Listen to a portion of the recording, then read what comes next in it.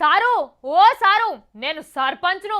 మా మంత్రి లోపట్టున్నాడు, పోయి కలిసిస్తా, నన్ను ఓని లోపటికి అని సచివాలయం గేటు కాడ పోలీసు వాళ్ళను బతిమలాడితే ఎవరైతే మాకేంది అని మెడబట్టి బయటకు నూకుతారు.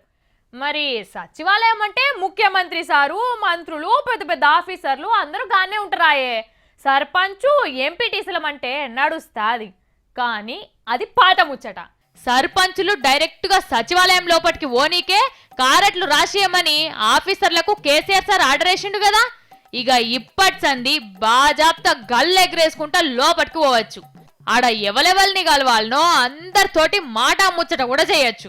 అవసరం ఉంటే ముఖ్యమంత్రి సార్ను కూడా కలవచ్చు.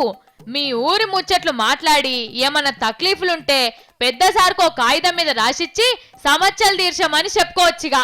10 ఏండ్ల కింది సౌలత్ ఉండేనట, అప్పుడున్న సర్కారోళ్ళు బంద్ చేసిండట దీన్ని. ఇగో ఇప్పుడు మన కేసీఆర్ సారు మళ్ళా షురు చేసిండు. ఊర్లు ఎట్లున్నాయో సార్కు తెలవాలనంటే సర్పంచులు రావాలే కదా. ఇన్నొద్దులు మంత్రులు, ఎమ్మెల్యేలు మా ఊరికి ఎప్పుడు వస్తారు, వచ్చినాక అన్ని సమస్యలు చెప్పుకోవాలి అని సర్పంచ్ సాబులు ఎదురు చూసేటోళ్ళు. పెద్ద సార్లు వచ్చేదెప్పుడో, ఊర్ల సమస్యలు తీర్చేదెప్పుడో అన్నట్లుంటుండే. ఇక ఇప్పటి సంది ఊరోళ్ళంతా సర్పంచ్ల ఎంబడవాడి మంచి మంచి సౌలతులు చేయమని అడుగుర్రి.